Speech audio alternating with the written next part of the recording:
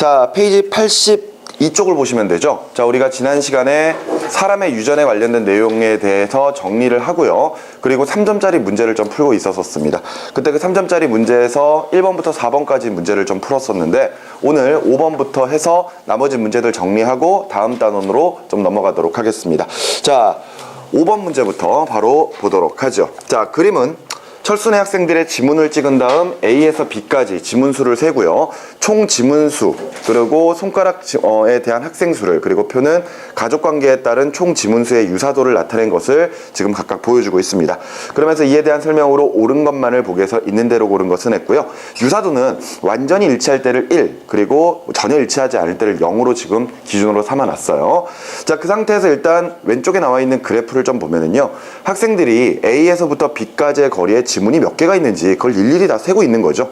그런 다음에 10개 손가락 다 합하고 그랬더니 그 수가 60개가 나오는 학생들도 있고, 그 다음에 100개, 140개, 180개, 220개, 260개까지 해서 아주 다양한 지문수를 나타내고 있죠. 자, 우리가 앞서 이제 사람의 유전에서 단일인자 유전과 다인자 유전에 관련된 내용들을 살펴봤습니다. 그러면서 이제 단일인자 유전에서도 뭐 복대림 유전도 있었었고요. 그죠? 근데 선생님이 그때 당시에 수업을 하면서 강조를 했던 것 중에 하나가 바로 그런 각각의 어떤 예 같은 것들을 좀 잘 기억을 해뒀으면 좋겠다라고 했었죠. 왜냐하면은 문제에서 이런 식의 우리가 지금 풀고 있는 5번 문제처럼 이렇게 아예 지문수 해가지고 그 전에 예로 나왔었던 내용들이 나올 수가 있단 말이에요. 그러면은 빠르게 바로바로 생각을 하셔야 되겠죠. 그죠? 보통 우리가 단일인자 유전과 다인자 유전에서 어떤 형질이 나타나는 그런 분포도를 좀 살펴보면은 다인자 유전 같은 경우에는 어서 오세요. 자, 다인자 유전 같은 경우에는 단일인자부터 할까요? 단일인자 유전 같은 경우에 예를 들어서 어떠한 형질이 이런 식으로 두 가지의 비율로 나올 수가 있다라고 이야기를 했었습니다. 그죠? 그러니까 뭐 예를 들어서 뭐 완두로 치자면은 뭐 모양이랄지 또는 색깔이랄지 이런 것들을 놓고 봤을 때 모양이 둥근 거 아니면 주름진 거, 그죠? 색깔이 황색인 것, 녹색인 거, 이런 식의 비율들을 나타냈단 말이에요. 그러면서 뭐 예를 들어서 자손 1대를 자가교배해 봤을 때 나타나는 우성과 열성의 비율이 각각 3대 뭐 1 정도가 나타난다. 이런 식으로 이제 우리가 그래프를 그릴 수가 있는 거죠. 그런데 다인자 유전 같은 경우에는 어떤 형질을 결정하는 유전적인 그런 유전자가 여러 개가 관여를 해버리죠. 그러다 보니까 지금 앞서 봤었던 단일인자 유전처럼 저렇게 3대 1 또는 어떤 형질이 이거 아니면 저거 이렇게 나오지 않는다라는 겁니다. 매우 다양한 형질들이 나타날 수밖에 없는 것이고, 따라서 다인자 유전 같은 경우에는 보통 발생 빈도가 정규 분포 곡선을 이렇게 따라간다 그랬었죠. 맞죠? 자, 그런데 지금 우리가 보고 있는 5번 문제의 그래프는요, 정확하게 이런 식으로 이 정규 분포 곡선을 나타내고 있지는 않지만 분명한 것은 이런 모습은 아니잖아요. 맞죠? 그러니까 결과적으로 지문수는 다인자 유전에 의해서 나타나는 형질이다. 이렇게 우리가 생각할 수 있는 것이고, 실질적으로 다인자 유전의 예로 지문수가 나왔었습니다. 그죠? 자, 그렇다면은 설명으로 옳은 것을 한번 가보도록 할게요. 기억에 총 지문수가 180인 형질이 우성 형질이다 그랬는데, 보면은 지금 정확한 정규 분포 곡선은 아니지만 결과적으로 가장 많은 지문수가 나타났던 학생들이 결과적으로 180개의 지문수를 나타냈거든요. 그럼 결과적으로 180개의 지문수를 가지는 사람이 가장 많으니까 우성이다? 맞습니까? 아니라는 거죠. 알겠습니까? 왜냐하면은 앞서 이야기했던 것처럼 단일인자 유전 같은 경우에는 예를 들어 우성과 열성이 어느 정도 딱 명확하게 나타난단 말이에요. 그런데 지금 보고 있는 다인자 유전 같은 경우에는 어떤 형질을 결정하는 유전자들이 너무 많아요. 그러다 보니까 이런 식의 정규 분포 곡선이 나오게 되는 거고, 결과적으로 우열 관계가 불분명하다고 볼 수가 있는 거거든요. 그러니까 확률적으로 180개인 학생들이 많게 나온 것 뿐이지 180개의 지문수가 우성은 아니라는 거지. 그렇기 때문에 기억은 틀린 말이 되겠고요. 니은의 총 지문수는 단일인자 유전을 한다? 아니죠. 다인자 유전이겠죠. 결과적으로 이 그래프 곡선 자체가 정규 분포 곡선을 나타내고 있으니까요. 자, 지금 들어온 학생 페이지 82쪽에 5번 문제 풀고 있습니다.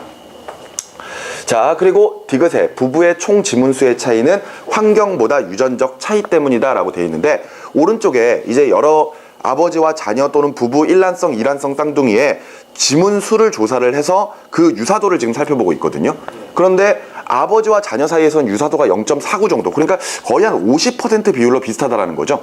그런데 부부 사이에서는 유사도가 0.05밖에 안 나옵니다. 거의 지문수가 일치하지 않는다라고 볼 수가 있는 거죠. 그러니까 이런 지문수는 아버지랑 자녀 관계 또는 일란성 쌍둥이랑 이란성 쌍둥이를 비교해 봤을 때 어떤 식으로든 유전에 의해서 이런 지문수가 어느 정도 결정이 된다는 사실을 우리가 확인할 수 있습니다. 하지만 부부는 뭐예요? 남이잖아요. 그죠? 부부가 남이다 이러니까 좀 이상하긴 한데, 그죠? 결과적으로 부부는 남이잖아요. 그러다 보니까 당연히 그 아버지의 부모들로부터 받은 유전적 요인들, 그리고 어머니의 부모들로 받은, 말이 굉장히 불효를 저지르고 있는 듯한 표현인데, 그제 할아버지 할머니들한테 받은 유전적 요인들이 결과적으로 아버지와 어머니의 각각 지문수를 결정하겠죠. 그러니까 당연히 환경보다는 유전적 차이일 가능성이 굉장히 크겠죠. 그죠? 그렇기 때문에 답을 디귿만 체크를 해주시면 되겠습니다. 됐죠? 자, 계속 이어서 6번으로 가보도록 하겠습니다. 다음은 어떤 유전 형질에 대한 자료이고요. 설명으로 옳은 것은? 하고 물어봤습니다. 자, 이제 어떤 유전병인지는 몰라요. 그렇다면은 당연히 이런 문제에서 제일 먼저 생각을 해야 될 것이 이 유전병이 상염색체에 의한 유전일까 또는 성염색체에 의한 유전일까 생각하셔야 되고요. 만일 이런 유전병 같은 경우에 예를 들어서 상염색체가 아닌 성염색체라면은 어차피 남녀 발생 빈도에 차이가 생길 거 아니에요? 그 이유가 X염색체에 있는 반성 유전이나 또는 Y염색체에 있는 한성 유전이나 이 두 가지의 차이 때문에 나타날 거란 말이에요. 그것도 감안을 해야 되겠죠. 그리고 또 하나 생각해야 될 게 뭡니까? 이 유전병을 발현시키는 유전병 유전자가 우성으로 작용하고 있는지 열성으로 작용하고 있는지 그런 것들까지도 우리가 생각을 좀 해봐야 되겠죠. 자, 자료를 한번 살펴보도록 하겠습니다.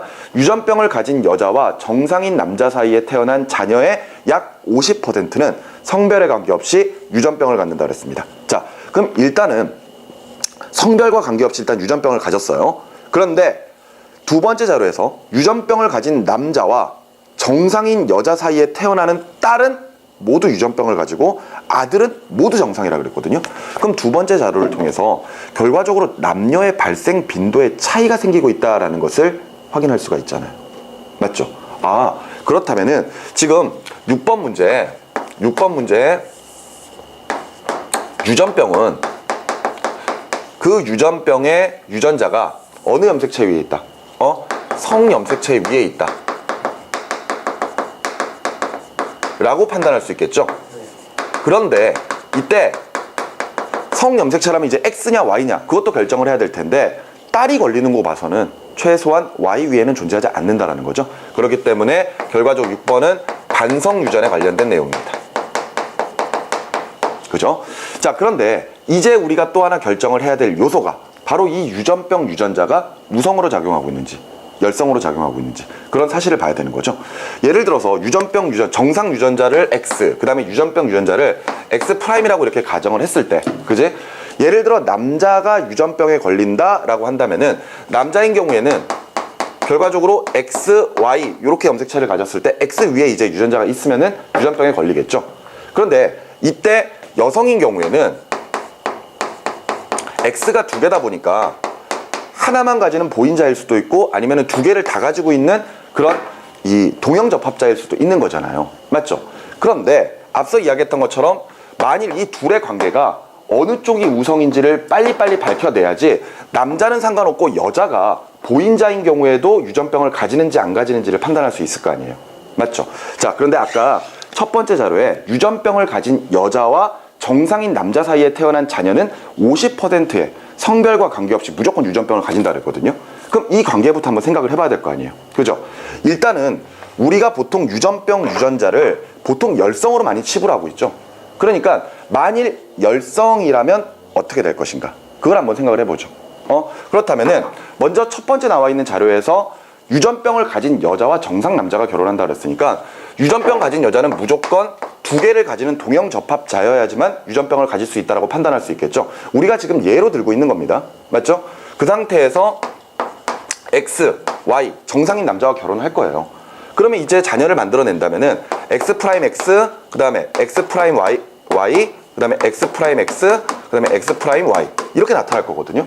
어라? 이렇게 돼버리면은 지금 현재 이건 보인자죠. 정상이고요. 유전병 가지죠. 그 다음에 보인자죠. 유전병 가지죠. 확률이 50%가 나오네요. 그렇다면은 여기까지만 본다면은 결과적으로는 이 지금 현재 이 첫 번째 자료에서는 열성으로 작용하고 있다라고 해도 크게 문제는 없을 것 같습니다. 근데 이제 두 번째로 가볼게요. 두 번째로 가보면은 유전병을 가진 남자와 정상인 여자 사이에서 각각 이런 식의 딸이 무조건 유전병을 가지고 남자는 무조건 정상이라고 그랬거든요. 그러면 생각을 한번 해봅시다. 결과적으로 열성이라고 계속 우리가 치부하고 가고 있으니까, 그렇게 가정하고 가고 있으니까 유전병을 가진 남자 X'Y와 정상인 여자, 예를 들어서 XX일 수도 있는 거고 X'X일 수도 있는 거잖아. 보인자일 수도 있는 거잖아. 그런데 예를 들어 보인자라고 가정을 하고 지금 자녀를 만들어 보면은 이렇게 됐을 때는 X', X', 여자의 딸 유전병 나와요. 그죠? 이렇게 돼버리면은 X', X가 됐을 때, 그지? 보인자잖아요. 그럼 딸은 절대 지금 현재 유전병을 가질 수가 없다라는 거지.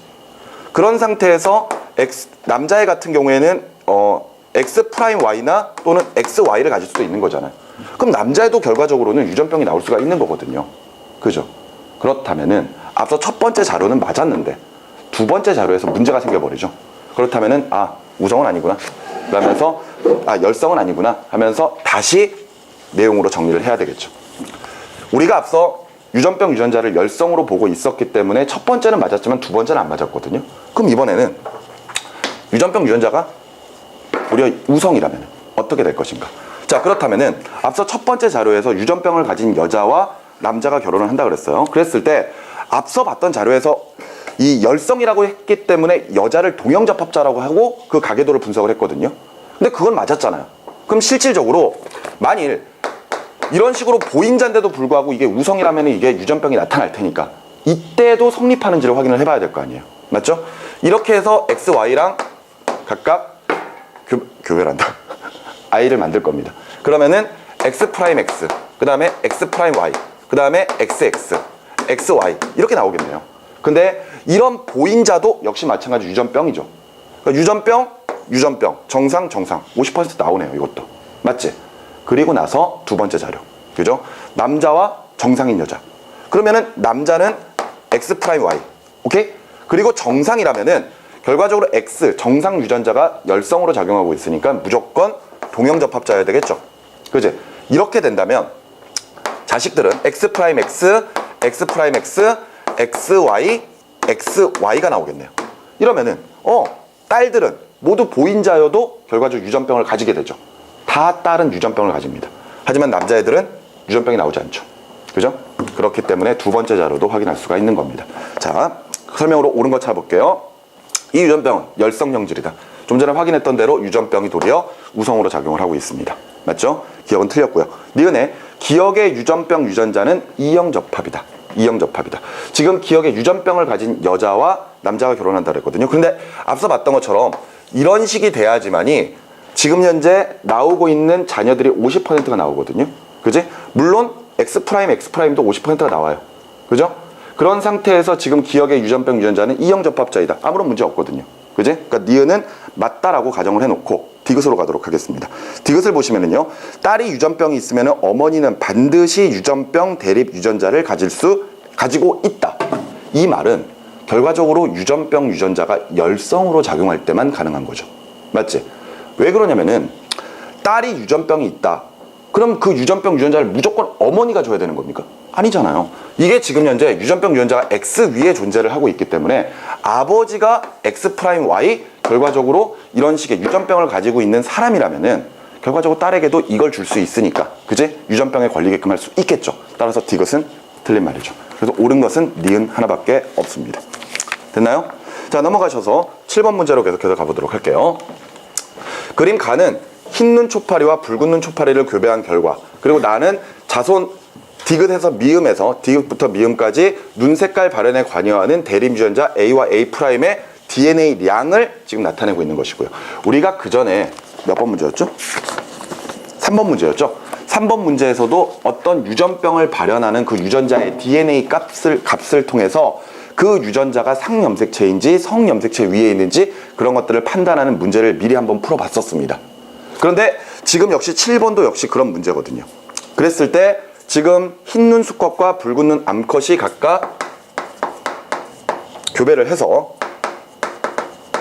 나타나는 자녀들, 초파리들이 붉은색, 그 다음에 흰색, 그리고 흰색 이렇게 나타났단 말이에요. 그래놓고 디귿, 리을, 미음은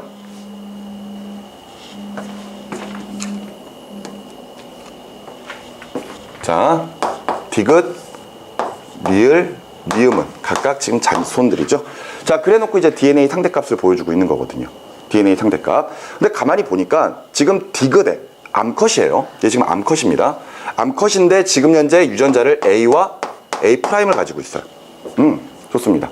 그 다음에 두 번째, 리을 같은 경우에는 수컷이죠. 얘는 지금 암컷이고, 얘는 수컷이고, 얘는 암컷이고. 이런데 지금 보니까 리을 같은 경우에는 유전자를 A'밖에 안 가지고 있어요. 맞죠? 하나밖에 없습니다. 그리고 미음 같은 경우에는 A'을 DNA 상대값이 2니까 두 개를 가지고 있다고 볼 수가 있는 거겠죠. 자, 지금 보면은 저 눈 색깔에 관련되는 유전자가 지금 현재 첫 번째 디귿은 DNA 상대값이 2가 나왔고, 리을, 미음도 2가 나왔지만 지금 현재 요 리을만 DNA 상대값이 1밖에 안 나왔죠. 그 말인즉슨 결과적으로 이 눈 색깔에 관련된 형질이 암컷은 두 개를 가지고 있는 염색체지만 수컷은 하나밖에 가지고 있지 않은 염색체. 따라서 이 각각의 유전자들은 성염색체와 관련이 있을 것이고, 당연히 암컷이 두 개, 수컷이 하나를 가지고 있으니까 각각 X 위에 존재하는 유전자구나, 이렇게 판단하겠죠. 뭐 이렇게 표현하니까 예를 들어서 X 프라임 X 같이, 그지? 아니면 얘 같은 경우에 X 프라임 Y, 그 다음에 얘 같은 경우에 X 프라임 X 프라임, 이런 식으로도 표현할 수가 있겠네요. 그죠? 근데 보니까 지금 리을 같은 경우에는 A 프라임 하나를 가져도 흰색이 나와버려요. 그리고 두 개를 가지니까 역시 흰색을 가져버립니다.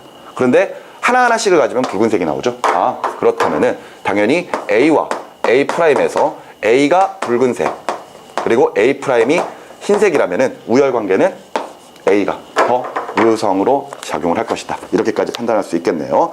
자, 설명으로 가보도록 하겠습니다. 자, 기억은 A 프라임을 가지고 있다. 기억. 자, 기억이 얘죠.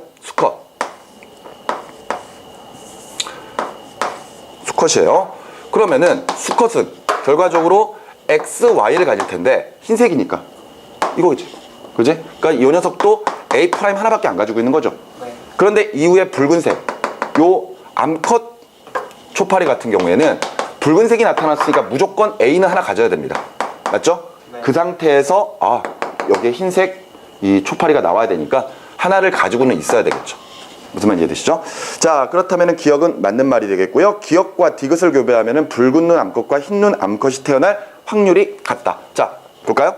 지금 현재 기억과 디귿을 교배합니다. 그죠? 기억과 디귿. 그러면은 기억은 A 프라임 하나만 가지고 있다고 보면 될 거고요. 그 다음에 디귿 같은 경우에는 A와 A 프라임이 있다라고 보면 되겠죠? 어차피 암컷이니까 얘가 무조건 이걸 주고, 그지? 그 다음에 또 암컷, 디귿이 이거 아니면 이걸 준다. 그렇다면은 A 프라임 A가 나올 수도 있고 A 프라임 A 프라임이 나올 수도 있다. 그렇다면은 그 비율은 1대 1이다. 이렇게 확인할 수 있겠죠? 그렇기 때문에 리은 맞는 말이 되겠고요. 디귿의 흰눈 형질의 유전은 상염색체에 의한 유전이다? 아니죠. DNA 상대값이 얘가 1이 나오는 것으로 보아서는 이것은 성염색체에 의한 유전이다. 이렇게 판단할 수 있겠습니다. 됐죠? 자, 그리고 마지막 8번 문제로 가보도록 하죠. 그림은 어떤 가족의 가계도, 그리고 이 가족의 형질들을 나타내고 있는 것이고, ABO식 혈액형 유전자와 페닐케톤여증 유전자는 서로 다른 상염색체에 존재한다 그랬습니다. 지금 가계도 하나 가지고 몇 가지 내용들을 한꺼번에 물어볼 거예요. 그죠? 일단 확실한 거는 ABO식 혈액형 물어볼 거고요. 그리고 나서 지금 보니까 표에 혈액형뿐만이 아니라 정록생맹, 그리고 페틸케톤요증, 이 두 가지의 유전병까지 다 표현이 되어 있거든요. 그렇다면은 세 가지의 유전을 다 따져봐야 되겠네요. 그죠? 일단은 확실한 것은 혈액형 유전자랑 그 다음에 페틸케톤요증 유전자 같은 경우에는 서로 함께 행동하지 않는 연관군이 아니라는 거죠. 그것부터 일단 확인해 놓고 가계도를 보도록 하겠습니다. 가계도가 이렇게 돼서 가계도가 굉장히 심플하네요. 이렇게 맞지? 그래놓고 기억, 니은, 디귿, 리을. 자, 주어진 자료 보도록 하겠습니다. 기억은 A형, 그리고 니은은 B형, 그리고 디귿은 A형, 리을은 O형. 자, 원래 우리가 ABO식 유전자 같은 경우에, ABO식 혈액형 같은 경우에는 ABO식 혈액형의 유전자 같은 경우에는 세 가지 복대림 유전을 해버리죠. 그래가지고 IA, IP 또는 소문자 I 이렇게 이제 표현을 할 겁니다. 쓰기 귀찮으니까 그냥 ABO로 적읍시다. 아시겠죠? 그런 상태에서 기억은 A형, 그럼 AA나 AO가 가능할 거고요. 니은은 BB 아니면 BO가 가능할 겁니다. 하지만 자식에서 O형이 나타나는 것으로 보아서는 분명히 기억은 AO, 그 다음에 B도 BO 이렇게 판단할 수 있을 것이고, 그렇다면 디귿 같은 경우에는 A형이 나와야 되니까 기억 부모가 A 주고 니은은 O를 줘야 되니까 AO. 오케이? 그리고 리을 같은 경우에는 무조건 OO가 돼야 된다는 거 확인이 가능할 겁니다. 됐습니까? 자, 그리고 나서 우리가 또 봐야 될 것은 정록생명이에요.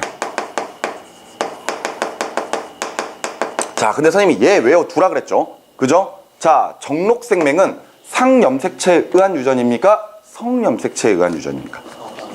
성염색체에 의한 유전이죠. 당연히 반성 유전이라는 거 하는 것까지도 우리가 따져놔야 되겠죠? 무슨 말인지 이해되십니까?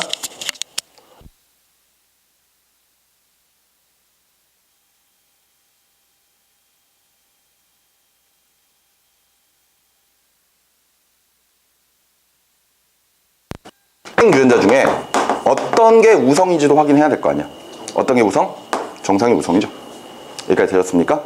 앞서 우리 ABO식 혈액형 봤습니다. ABO식 혈액형은 상염색체인가요? 성염색체인가요?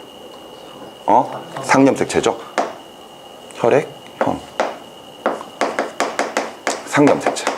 그렇다면은 특별한 표현이 없어도 결과적으로 ABO식 혈액형 그 다음에 정록생명도 연관은 안 되어 있다는 거 확인할 수 있겠죠. 그리고 나서 마지막 페닐 케토뇨증입니다. 요것도 앞서 예로 나와 있었어요. 근데 문제에서 지금 현재 다른 정록생명 이야기도 안 했는데 ABO식 혈액형과 페틸케토뇨증이 연관되어 있지 않다라고 이야기했거든요. 왜 그런 이야기가 나왔을까? 얘는 뭐에 의한 유전입니까? 뭐에 의한? 상염색체에 의한 유전이니까. 그죠?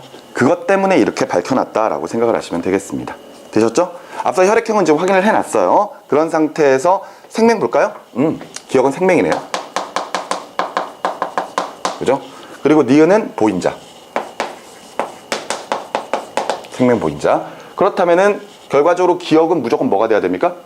기억은 X'Y가 돼야 되죠?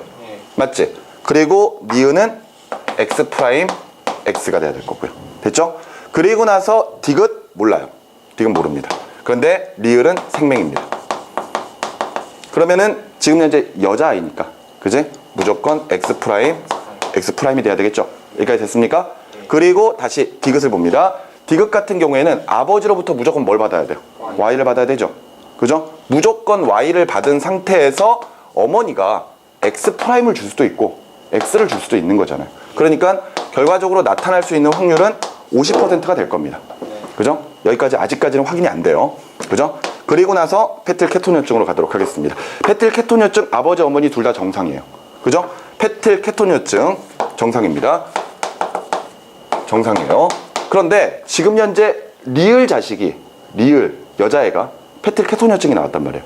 그렇다면은 결과적으로 페틸케토뇨증도 정상과 유전병 유전자를 봤을 때 정상 부모 사이에서 유전병을 가진 아이가 태어났으니까 숨어 있었다는 이야기잖아, 유전자가. 따라서 역시 이것도 정상이 우성으로 작용하고 있구나, 이렇게 확인할 수 있겠죠. 그런 상태에서 페틸케토뇨증이니까 P라고 합시다. 오케이? P. 이거는 P 프라임. 오케이? 그렇다면은 상염색체니까요. 정상. 그런데 정상. 그런데 나왔어. 그러니까 이 사람은 P 프라임. 이렇게 볼 수 있겠죠? 이 사람도 P 프라임이라 볼 수 있겠죠? 얘 혼자 뭐야? P 프라임인 거지? 근데 또 몰라, 얘. 그죠? 근데 나올 수 있는 확률. PP 나올 수 있고요. 그죠? 그 다음에 P 프라임 나올 수 있고, P 프라임 나올 수 있고, P 프라임 나올 수 있죠? 그렇다면은 지금 여기서 봤을 때 요 세 명은 정상이고, 얘 혼자만 페닐케토뇨증에 걸리겠죠. 됐습니까? 다 정리됐네요. 자, 설명으로 옳은 것 가보도록 하겠습니다. 기억과 니은의 혈액형 유전자는 동형접합이다. 기억과 니은 둘 다 AO, BO기 때문에 이형접합자죠. 그래서 기억은 틀린 말이 되겠고요. 니은의 디귿이 페틸케토뇨증을 가지면서 정록생맥일 확률. 자, 먼저 페틸케토뇨증에 걸릴 확률은 4개 중에 하나. 4분의 1이죠. 그지? 거기다가 생맹은 어떻습니까? 생맹은 2분의 1 확률이었죠. 따라서 확률을 2개 곱해주면 되지? 둘 다 가져야 되니까. 그러니까 전체 8분의 1의 확률을 나타낼 겁니다. 그래서 니은 틀렸네요. 답은 디귿 하나밖에 없네. 볼 것도 없죠. 리을액 페틸케톤녀증 대립 유전자를 동형으로 가지고 있다. 그럼요. 열성 유전자이기 때문에 동형 접합자여야지만 페틸케톤녀증이 나타나겠죠. 됐죠? 자, 이렇게 해서 문제 8번까지 우리가 쭉 다뤄봤습니다. 자, 이제는 넘어가셔서 8강 유전자 이상과 염색체 이상에 관련된 내용을 살펴보도록 하겠습니다. 여기까지가 이제 결과적 유전 파트의 끝인 거죠. 그죠? 여러분들이 가장 고민하는 내용들. 근데 사실 이 내용들을 살펴보다 보면은 뭐 별로 할 게 없어요. 그죠? 근데 막상 나중에 이제 또 문제를 풀어보면은 아, 되게 복잡하다 이런 느낌 좀 많이 받을 겁니다. 그죠? 그런데 이제 8강 같은 경우에는 그냥 뭐 정리만 잘 해보시면은 뭐 쉽게 할 수 있는 부분이죠. 그지? 자, 내용 한번 들어가 보도록 하겠습니다. 자, 이제 쉽게 말해서 돌연변이 현상들을 보고 있는 거죠. 정상적이지 않고 돌연변이가 나타났을 때 돌연변이가 무슨 이유로 나타날 것인지 그것을 각각 유전자 이상과 염색체 이상으로 살펴보겠다는 뜻입니다. 사실 돌연변이라고 하는 건 굉장히 중요한 요소죠. 보통 돌연변이는 정상에 비해서 환경에 불리하게 적용될 가능성이 상당히 높습니다. 그렇기 때문에 자연에서 어떤 돌연변이가 나타난다면은 그 환경 내에서 도태될 가능성이 굉장히 높아요. 하지만 우리가 진화론적인 관점에서 본다면은 돌연변이가 일어났고 그 돌연변이가 그 환경에 적응을 해버렸다면은, 그지? 그리고 기존의 생명체보다 조금 더 우수한 형질을 가져버리는 그런 돌연변이라면은 그 이후로 새로운 종의 분화로도 이어질 수가 있다. 우리가 이렇게 생각할 수가 있는 거죠. 자, 그런데 어찌됐건 돌연변이는 불리한 종류가 상당히 많습니다. 자, 그랬을 때 제일 먼저 보는 건 유전자 이상.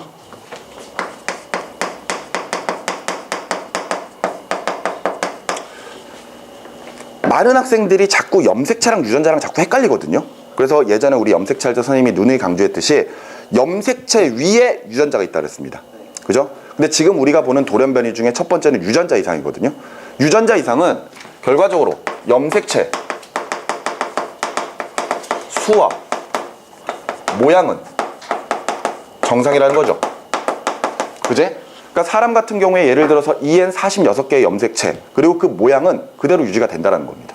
근데 그 염색체 위에 있는 유전자에 뭔가 문제가 생긴 거죠. 유전자만. 맞지? 그래서 우리가 살펴보는 게 첫 번째, 유전자 돌연변이.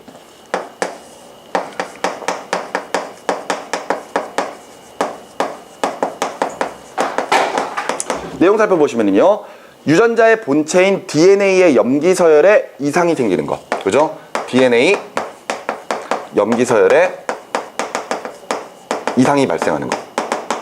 자, DNA의 염기 서열에 의해서 결과적으로 단백질이 합성되죠. 그죠? 그래서 그 어떤 단백질이 만들어지느냐에 따라 사람 몸의 형질들이 결정이 될 겁니다.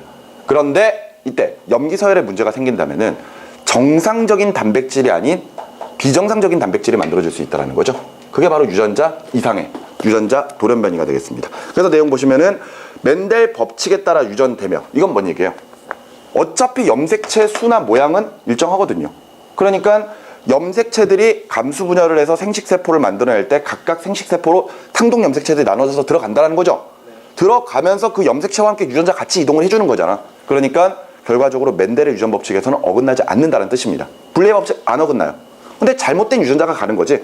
그러면서 이런 돌연변이도 우성과 열성이 있고, 거기에 보시면 헌팅턴 무도병 또는 연골 발현 부전증은 우성으로 작용을 하며, 열성은 남모양 적혈구 빈혈증이나 아니면 알비노 또는 앞서 우리 문제에서 나왔었던 페틸케톤뇨증, 그리고 생맹이나 혈우병 같은 것들이 모두 다 열성 형질에 해당한다라고 이제 내용이 나와 있습니다. 이런 병들은 밑에 정리가 되어 있기 때문에 뭐 그때 가서 한번 읽어보면 될 것 같고요.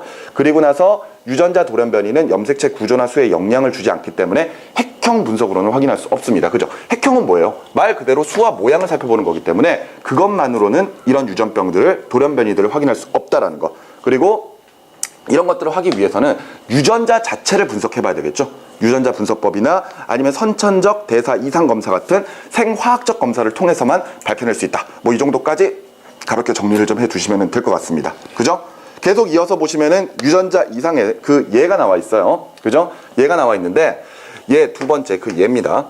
얘를 살펴볼 건데 그 중에서 이제 가장 문제에서 많이 나오는 것이 바로 남모양 적혈구 빈혈증이죠. 이게 가장 예로 많이 나오죠. 그지? 정상적인 적혈구라면은 이렇게 생겼죠. 이렇게. 그러니까 밀가루 반죽 이렇게 한 다음에 가운데 이렇게 손으로 꼭 눌러놓은 것 같은 모양. 일반적인 적혈구는 핵이 없고요. 앞서 이야기했던 것처럼 가운데를 살짝 눌러놓은 원반 모양입니다. 그죠? 근데 이 적혈구가 하는 역할, 바로 적혈구가 가지고 있는 헤모글로빈에 의해서 산소를 운반하죠. 또는 이산화탄소의 일부 이동시키죠. 그제? 효소에 의해서 얘네들 그 탄산이온 같은 거, 탄산수소 이온 같은 걸로 바꿔주는 역할을 하고 있잖아요. 모두 다 이제 헤모글로빈이 있기 때문에 가능한 겁니다. 그런데 남모양 적혈구는 앞서 봤던 DNA 염기서열에 이상이 생기면서 적혈구를 만들어내는 단백질을 형성하는 과정에서 잘못된 아미노산들이 배열이 되는 거죠. 그래서 결과적으로 남모양 적혈구, 이런 식의 모양으로 만들어지는 적혈구가 발생을 해버리는 겁니다. 근데 남모양 적혈구는 앞서 정상 적혈구에 비해서 산소 운반 능력이 현저히 떨어져 버리죠.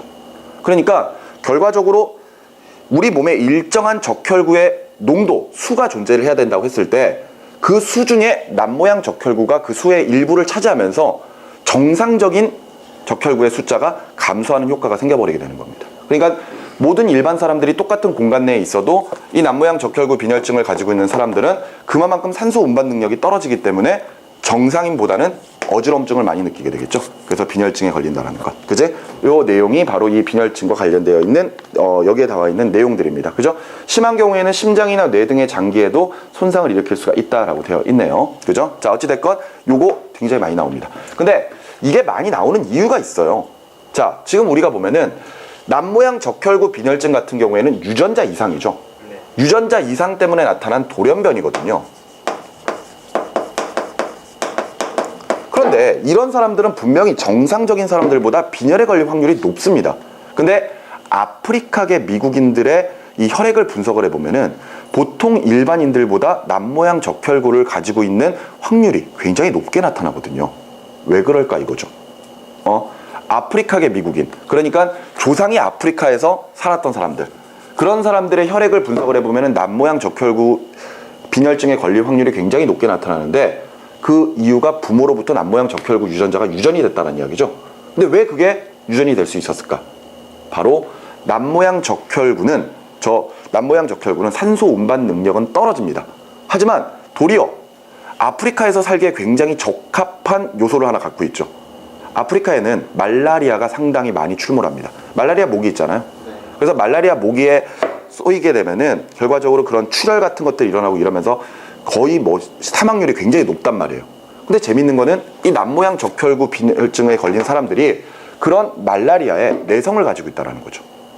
그러니까 정상인들은 말라리아 모기에 감염이 되면은 쏘여가지고 감염이 돼버리면은 치사 확률이 굉장히 높은데 저 남모양 적혈구를 가지고 있는 사람들은 그런 말라리아 모기에 물려도 전혀 그런 말라리아에 걸리지 않았다는 거죠.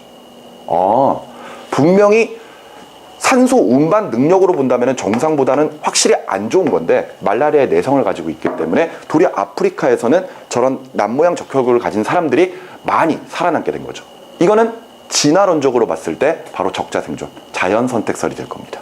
맞죠? 그거와 연결해서 가장 많이 내용이 나오는 거죠. 됐습니까? 자, 이런 내용이고요. 나머지 병들은 한 번 정도씩만 읽어주시면 될 것 같습니다. 그죠? 알비노증에 관련돼서 잘 알고 있나요? 하얀 거죠. 그죠? 앞서 이야기했던 것처럼 돌연변이는 그 환경에 불리하게 적용될 가능성이 상당히 높습니다.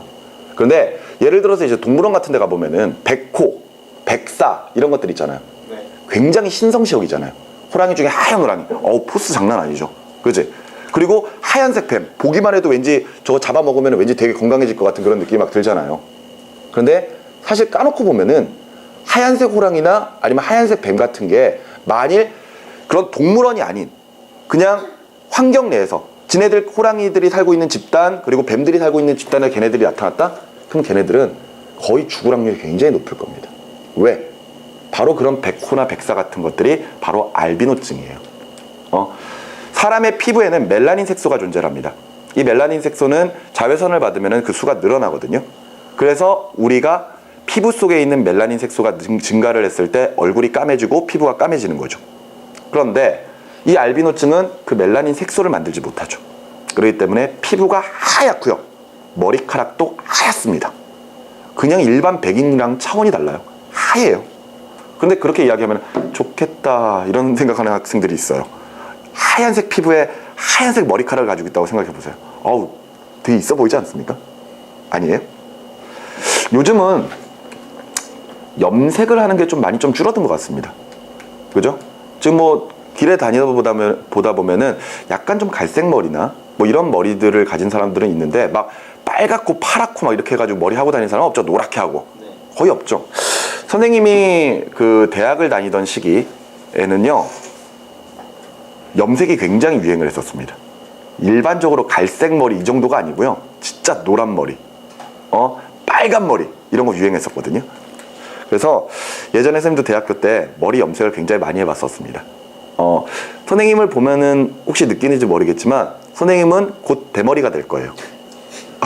이거는 리얼입니다. 정말이에요. 에이 이러는데 정말입니다. 대머리가 될 거예요. 왜냐하면은 할아버지가 대머리셨대요. 근데 뭐 대머리가 이제 대를 거쳐서 유전이 된다며 할아버지가 대머리셨다 그러는데 지금 선생님 아버지도 머리가 좀 희끗희끗 하십니다. 이게 뭐 대를 거치든 바로 유전되든 분명히 선생님 대머리예요. 확정. 그래서 열심히 돈을 좀 벌어야 될 것 같습니다. 나중에는 머리 심어야죠. 그렇지 않겠나요? 머리가 벗겨지면은 좀 불쌍해 보이잖아요. 그잖아. 그래서 머리를 좀 심을 생각인데 벌써부터 그런 얘기하니까 좀 슬프다. 그런데 대학을 갔어요. 그런 다음에 대학에서 선생님 머리를 노랗게 염색을 했습니다. 그리고 나서 아마 추석 때인가? 그때 이제 집에 내려갔거든요. 그래서 이제 터미널에 갔는데 이제 어머니가 선생님을 태우러 왔죠. 그래가지고 어머니가 선생님을 딱 보자마자 넌 죽었다 이러시는 거예요. 우리 아버지가 상당히 무섭거든요. 그런 거에 대해서 그렇게 용납하실 분이 아니라는 건 선생님 사실 알고 있었었는데 어쩔 수가 없었지. 그래가지고 노란색 머리를 하고 있는 나를 어머니가 보고 넌 이제 아버지한테 죽었다 이랬거든요. 그러니까 그때 되니까 되게 걱정이 되는 거야. 집에 가면 어떻게 하지? 그래서 이제 집에 갔는데 아버지가 이렇게 나를 띡 보더니 머리 색깔 예쁘네? 이러고 그냥 마시는 거예요. 그래서 내가 예상했던 반응과 완전 다른데? 이러면서 안심을 했죠. 근데 이제 그날 저녁에 이제 가족들끼리 밖에 나가서 외식을 하면서 이제 고기 구워 먹으면서 아버지랑 이제 술 한잔을 하는데 아버지랑 술을 한잔 하게 되는데 아버지가 선생님한테 술을 이렇게 한 잔 따라주시면서 그런 이야기를 하시더라고요. 머리카락이 있을 때 많이 해봐라. 와닿더라고요. 그래서 정말 머리 색깔 다양하게 많이 바꿔봤습니다. 그래서 가장 충격적인 머리 색깔은 형광 핑크색. 예? 형광 핑크색. 정말로요? 네. 해보셨어요? 했다니까요. 해본 머리 색깔 이야기하는 거예요. 그 형광 핑크색도 어떻게 한 거냐면요. 선생님이 빨간색 머리를 해보고 싶었어요. 새빨간색. 너네 그런 새빨간색 하려면 머리 탈색한 다음에 빨간색 입히는 거 알고 있지? 네. 그래서 보통 빨간색 정도 입히려면요 머리 색깔을 거의 하얀색까지 빼야 돼요. 그러니까 탈색을 여러 번 반복하거든요. 그때 색깔 빼는 거 탈색이 한 번에 되지 않기 때문에 보통 한 이틀에 걸쳐서 하루에 한 3번 정도씩 합니다. 그래서 그렇게 해서 거의 하얀색까지 뺀 다음에 빨간색을 입히거든요. 그래서 빨간색 했어요. 그래가지고 나는 굉장히 마음에 들었어. 왜 우리 때 이제 슬램덩크 이런 거 보면은 강백호가 빨간색 머리잖아. 그러니까 그게 하고 싶었던 거야. 그래서 그랬었는데 학교를 갔죠. 근데 반응이 너무 차갑고 안 좋은 거야. 안 어울린대 빨간색 머리가. 마음의 상처를 크게 입었죠. 그래서 바로 그날 다시 머리 빨간색으로 염색했던 그 미용실에 가서 머리 색깔을 바꿔달라고 그랬습니다. 근데 문제는 하얗게까지 뺀 상태에서 색깔을 입혀버리면요 색깔이 안 빠져요. 그러니까 미장원에서 안 된다 그러더라고. 미용실에서 이거 색깔 안 빠진다고. 그래도 빡빡 우겼습니다. 탈색부터 해보자. 그래서 탈색을 한 번 딱 했는데 이미 난 포기 상태.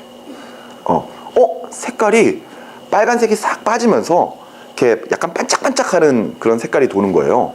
그러더니 거기 이제 미용실에 있던 뭐 실장님 직원들이 내 머리카락을 막 보면서 너무 신기하다고 한 번만 더 탈색해보재. 이미 벌써 나는 포기 상태. 마음대로 하세요. 한 번 더 했죠. 그랬더니 정말 그 핑크색 계열 하면서 반짝반짝하는 핑크색이 나온 거야. 그러면서 너무 잘 어울린다고 이러고 가래. 그리고 나서 그거 돈도 안 받았습니다. 이런 색깔 낼 수 있다는 걸 알았다면서. 그래서 학교를 갔어요. 근데 반응이 괜찮더라고. 그래서 한동안 그러고 다녔었습니다. 그게 이제 머리가 있을 때만 하는 거죠. 여러분들도 머리 있을 때 하세요. 그치? 한 번씩은 해봐.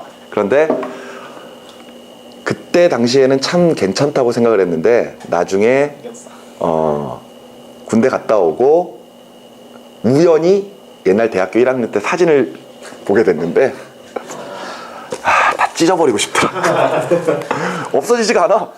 그래도 다행이다. 요즘은 스마트폰 시대에서 애들이 모두 핸드폰을 갖고 다니고 카메라를 다 들고 다니잖아요.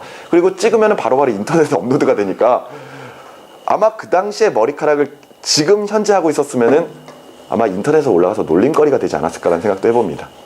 근데 그 당시에는 그냥 이제 필름 카메라였기 때문에 그냥 사진으로 남아있더라고요. 그래가지고 찢어버렸죠. 찾았을 때. 선생님 친구 중에 또 재미난 녀석이 있습니다. 그때 내가 1학년 때 같은 기숙사를 썼던 친구가 저기 포항에서 올라온 친구였거든. 사투리를 굉장히 진하게 쓰는 친구였는데 머리를 단발머리까지 길렀었어요. 그러면서 머리 이렇게 쓸고 다니고 아침에 학교 가려고, 같은 수업이라서 아침에 학교 갈 때 나 같은 경우에는 수업 시간 전에 한 30분 전에 일어나가지고 그냥 대충 씻고 이렇게 나가면 되는데 그 친구는 1시간 전에 일어나요. 그래가지고 머리카락 말리고 드라이로 한 20분 30분 이러고 다닙니다. 그리고 있었는데 그 친구가 해병대를 갔어요. 이상하게 그 포항 출신 아이들을, 그 경상북도 출신 아이들은 해병대를 가야겠다는 그런 생각이 굉장히 강하더라고요. 그래가지고 이제 해병대를 가면서 이제 머리 빡빡 밀고 갔죠. 그리고 나서 군대 갔다 오고 나서부터 지금까지 한 번도 머리를 그렇게 길게 기르지 않습니다. 항상 짧게 자르고 다니거든요. 그럼 맨날 놀리죠. 야, 너 1학년 때 머리 단발로 해갖고 다니는데 막 그러면은 죽이려고 그럽니다. 그런 말 하지 말라고. 그 친구 결혼할 때 결혼할 상대 그 재수 씨를 이제 만나면서 이야기를 막 하는데 의외로 옛날 과거를 잘 모르더라고요. 과거를 잘 모르더라고. 그 과거를 잘 모르고 그러니까 이야기를 안 하고 있는 거겠지. 근데 내가 그 자리에서 많은 이야기들을 들려줬죠. 그랬더니 결혼을 다시 생각해본다는 이야기까지 하더라고. 하여튼 있을 때 많이 해보세요. 하고 싶은 것들은. 알았냐? 근데 알비노증 이야기하고 있었죠? 하얗단 말이야. 막 어찌 보면은 멋있어 보여. 신비롭고. 근데 알비노증 환자들은 햇빛에 짧게는 30분, 길게는 1시간, 2시간 정도밖에 노출될 수가 없습니다. 그 이상 노출이 되면은요, 피부에 화상을 입어요.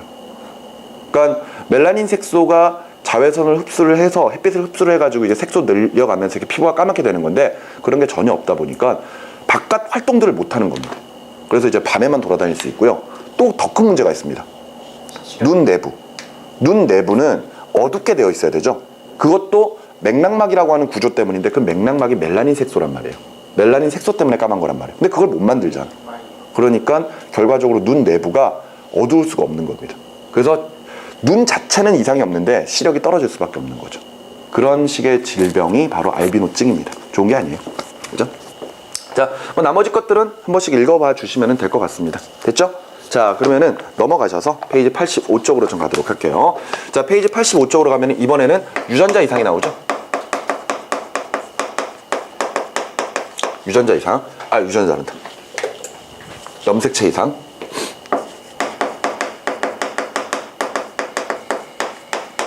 자, 염색체 이상은요, 말 그대로 염색체의 수나 또는 모양에 이상이 생긴 겁니다. 맞죠? 그렇다면 어떤 유전자 자체는 크게 문제가 없다라고 보셔야 돼요. 그죠? 유전자 자체는 별 문제가 없다라는 거. 자, 그런데 이때 염색체 돌연변이랑 구조 이상 이렇게 해가지고 두 가지로 좀 나누고 있습니다. 그리고 뒤로 가면은 수의 이상도 있고요. 자, 염색체 돌연변이부터 보면은요, 생물의 특징을 결정하는 유전자는 염색체상의 일렬로 연관되어서 존재하고요. 따라서 염색체의 구조가 변하거나 수의 변화를 유발하는 돌연변이는 형질 발현에 영향을 주어서 부모에게 없던 유전자 이상 증세를 나타낸다는 것. 그러면서 염색체 돌연변이들은 연관된 많은 유전자들을 변화시켜 많은 형질의 변화를 일으키기 때문에 앞선 유전자 돌연 변이보다 훨씬 더 심각한 영향을 끼치는 경우가 많다라고 되어 있죠. 자, 아래 보시면 염색체 구조 이상이 있습니다. 구조 이상. 자, 염색체 구조 이상은요, 수는 정상이에요. 아시겠습니까? 염색체의 수는 정상인데 하나의 염색체의 뭐 구조가 이상해서 거기에 있는 유전자에 문제가 생기는 거죠. 자, 그런 것들이 바로 거기 밑에 있는 네 가지, 그죠? 결실, 그 다음에 중복, 역위, 전자, 이렇게 네 가지가 있는 거죠. 어떤 건지 잘 알고 계셔야 됩니다. 알겠습니까? 결실은 뭐예요? 말 그대로 잃어버리는 거죠. 거기에 있는 그림처럼 염색체 일부가 사라집니다. 거기에 유전자들이 A, B, C, D, E, F까지가 있는데 C가 사라져버린 거죠. C 부분이 사라지는 것. 그러니까 염색체 수는 안 달라져요. 그 부분만 사라진 것. 그것을 결실. 그 다음에 밑에 있는 중복은요, 하나가 더 붙은 거죠. 염색체의 일부가 더 달라붙어버린 겁니다. 그래서 원래대로 A부터 F까지가 있어야 되는데 B가 연속적으로 나타나는 것. 맞죠? 그리고 나서 여기는 거꾸로 붙는 거죠. 그죠? 자리 바꾸기입니다. 자리 바꾸기. 그런데 여기는 하나의 염색체 상에서 유전자가 위치를 바꿔주는 거거든요. A, B, C, D, E, F로 있어야 되는데 A, C, B, D, E, F 순으로 가는 것. 그지? 하나의 염색체 상에서 유전자가 서로 자리를 바꾸는 것을 우리가 역위라고 표현하고요. 전자는 염색체 일부가 상동이 아닌 다른 염색체에 붙는 경우. 그러니까 앞서 여기처럼 유전자의 위치가 바뀌어버리는 겁니다. 근데 아까 여기는 하나의 염색체 위에서 자리 바꾸기지만 마지막 전자 같은 경우에는 상동 염색체도 아닌 서로 다른 염색체에 있는 유전자들이 자리를 바꿔버리는 거죠. 그러니까 거기에 그림 나와 있는 것처럼 A부터 F까지 가지고 있는 염색체가 있고요. V부터 Z까지 가지고 있는 염색체가 있는데 이때 각각 A, B와 V가 서로 간에 자리를 바꿔버리는 거죠. 그지? 네. 이런 식이 됐을 때 이것을 우리가 전자라고 부른다는 거. 특히나 이런 각각의 뜻이 뭔지 알아두시고 문제에서 가끔 다뤄지는 것은 요 결실. 결실 밑에 나와 있죠. 고양이 울음 증후군이 5번 염색체 일부의 결실로 나타난다는 거. 요거 예로 굉장히 많이 나옵니다. 그렇기 때문에 잘 기억을 해 두시면 좋겠습니다. 아시겠죠? 그리고 나서 뒤로 넘어가시면 구조 이상이 아닌 수의 이상이 나오죠. 수의 이상. 염색체 수가 문제가 생긴 겁니다. 바로 비분리 현상이죠.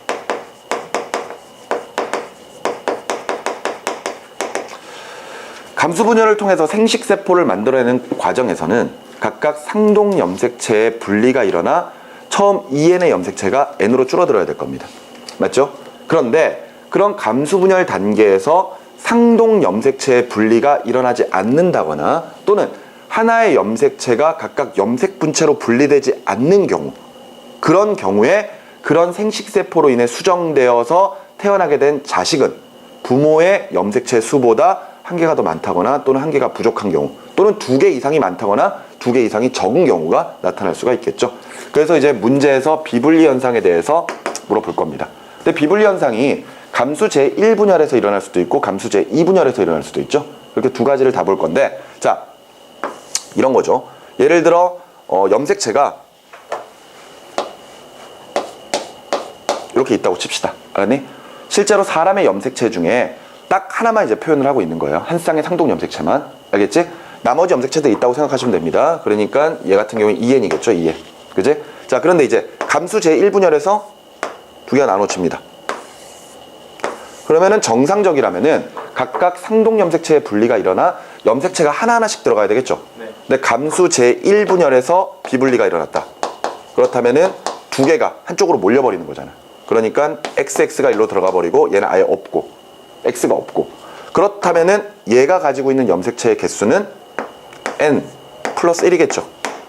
얘는 N 마이너스 1이 되겠죠. 그런 다음에 감수 제2분열은 정상적으로 진행됐다. 그렇다면은 이때 염색 분체끼리 분리가 되면서 각각 4개의 생식세포를 만들어 나가겠죠. 근데 이때 얘는 어떻게 가죠? 요렇게 2개. 맞지? 얘도 2개. 염색 분체를 2개씩 가져버리는 거죠. 맞지? 그리고 얘네들은 아예 못 가지는 거고 처음부터 없었으니까. 그러니까 얘네 둘은 염색체의 개수가 계속해서 n 플러스 1, 그리고 얘네들은 n-1로 존재를 하겠네요. 자, 감수 제1분열에서 비분리가 일어나고 2분열에서는 정상으로 진행이 됐다면은 이때 만들어지는 모든 생식세포는 모두 염색체 수의 이상을 가져버립니다. 그죠? n 플러스 1이나 n-1. 됐지? 자, 그런데 이번에는 역시 염색체가 있는데 개수가 2n이에요. 자, 감수 제1분열은 정상적으로 진행이 됩니다. 그렇다면은 각각 요렇게 가지겠네요. 이랬을 때는 얘가 n개, 얘도 n개. 됐나요?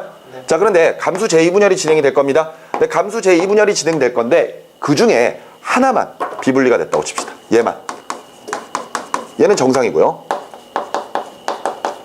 그렇다면은 이때 요 녀석이 만들어내는 생식세포는 염색 분체를 요렇게 하나씩 가져버릴 테니까 얘네들의 염색체 수는 둘 다 n개. 아하, 정상이네요. 그죠? 근데 이 경우에는 각각 두 개의 생식세포를 만들었을 때 한쪽으로 모두 몰린다고 칩시다. 이렇게. 그러면 요 녀석은 두 개를, 얘는 아예 없는 거죠.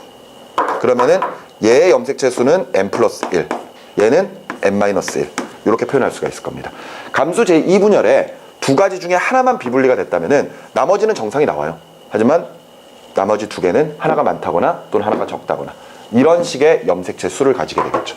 보통 문제에서는요, 감수 제1분열을 해서 비분리가 되는 경우 또는 2분열에서 한쪽만 비분리가 되는 경우 이렇게 해가지고 한 번에 비분리만 나오는 경우가 대부분입니다. 예전에 문제 중에서 그런 것도 있었어요. 예를 들어서 감수 제1분열에서도 비분리가 일어나고 감수 제2분열에서도 비분리가 일어나는 경우 그런 식의 문제들도 나온 적이 있습니다. 근데 솔직히 뭐 그렇게 나온다고 하더라도 별로 어려운 건 아니에요. 이 개념도 자체를 알고 계신다면은 특별히 문제는 없습니다. 아시겠습니까? 그러니까 절대 고민하지 마시고 비분리 문제가 나오면은 일단 어디에서 비분리가 일어났는지를 찾아야 되잖아요. 그러니까 한 번에 비분리가 일어났다라고 한다면은 이때 나오는 생식세포의 모든 염색체 수가 다 이상이 있다? 이러면 1분열. 그리고 정상도 나오고 염색체 수에 이상이 있는 생식세포도 나온다 그러면은 2분열. 이렇게 해서 빠르게 캐치를 해주시면 되겠습니다. 되나요? 자, 이렇게 해서 비분리 현상 살펴봤고요. 그래서 페이지 87쪽으로 넘어가시면은 이런 염색체 수에 의해서 나타나는 돌연변이들 나와 있습니다. 그 돌연변이들 외우셔야 돼요. 그 돌연변이 외우셔야 됩니다. 거기 페이지 87쪽에 표로 나와 있는 거 있죠? 자, 거기에 일단 다운 증후군. 다운 증후군하고 그 밑에 나와 있는 에드워드 증후군까지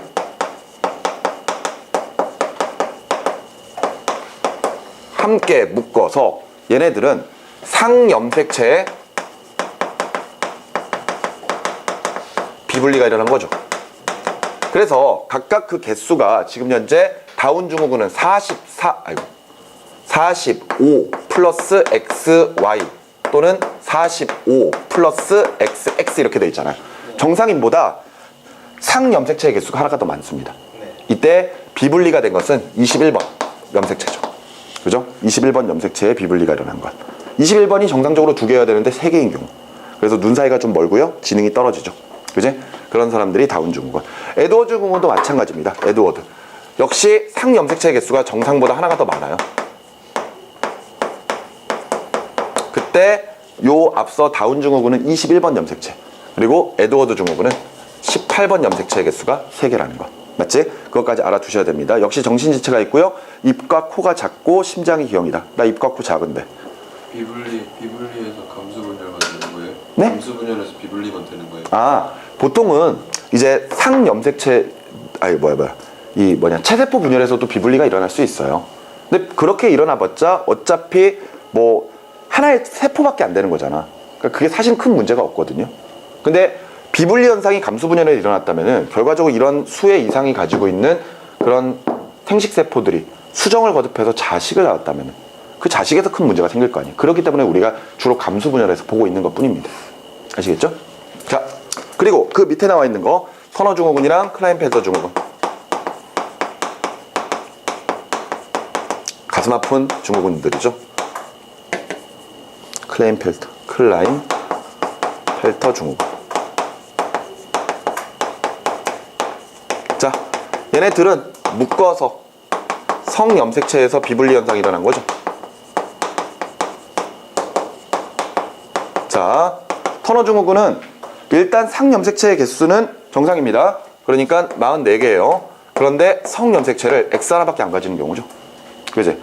그러니까 예를 들어 아버지나 어머니 둘 중에 생식세포를 만드는 과정에서 한쪽으로 염색체가 몰려버린 겁니다. 성염색체가. 아버지가 예를 들어 XY가 한쪽으로 몰려버리고 그런 성염색체를 가지고 있지 않은 그런 세포를 줬을 때 어머니는 또 정상이고요. 그러면 그때 하나밖에 안 가지는 경우가 생길 수가 있다는 거죠. 근데 클라인펠터는 어떤가요? 44 플러스 XXY죠. 성염색체가 3개입니다. 맞죠? 자, 그래서 터너 증후군은 외관상 여자예요. 그죠? X 하나만 가지고 있기 때문에 외관상 여자고요. 클라인펠터 증후군은 Y 염색체를 가지고 있기 때문에 외관상 남자입니다. 그런데 둘 다 생식 기능은 없어요. 생식 능력이 없습니다. 그러니까 임신을 할 수가 없다라고 보시면 됩니다. 그러니까 자연이 되게 신기한 거죠. 자연이 참 신기한 게 앞서 이야기했던 것처럼 어떤 돌연변이가 나타났을 때 그 돌연변이가 환경에 불리하게 적용되는 경우가 많다 그랬잖아요. 그러면 그런 돌연변이들이 생식 능력이 뛰어나다면은 결과적으로 계속해서 그런 돌연변이들이 대량 생산이 될 수가 있는 거잖아. 그렇게 되면은 그 환경 자체에서 어차피 살아남지도 못하는데 그런 돌연변이들이 늘어나는 게 아무런 의미가 없잖아요. 그러다 보니까 이런 식으로 어떤 식의 약간 좀 이 돌연변이가 문제가 있는 돌연변이다 이러면 보통은 생식 능력이 떨어집니다. 아시겠죠? 터너 증후군 다시 거기 설명 보면은 외관상 여자인데 난소의 발달이 불완전하다라는 표현으로 우리는 임신이 안 되겠구나 알 수 있겠죠? 그리고 키가 작습니다. 자, 근데 클라인펠터는 외관상 남자예요. Y를 가지고 있으니까. 근데 2차 성징을 할 때 사춘기 시기에 여성처럼 체형이 바뀌죠. 가슴이 발달하고 엉덩이가 커지고요. 그런데 역시 생식 기능은 없습니다. 아시겠죠? 이 정소의 발달이 불완전하기 때문에 그런 것이죠. 그죠? 각각 구별을 좀 해두시기 바랍니다. 알겠죠? 아마 이런 감수 분열을 통해서 만들어지는 이런 생식 세포들 가지고 쟤네들이 어떻게 나올 수 있느냐 없느냐 이런 것들을 물어보는 문제들 아마 여러분들이 뒤에서 아마 볼 수 있을 겁니다. 됐죠? 자, 이렇게 해서 우리가 좀 전까지 해서 비불 현상 봤고요. 또 있죠. 이거 수에 관련된 돌연변이 중에 배수성 돌연변이 있죠.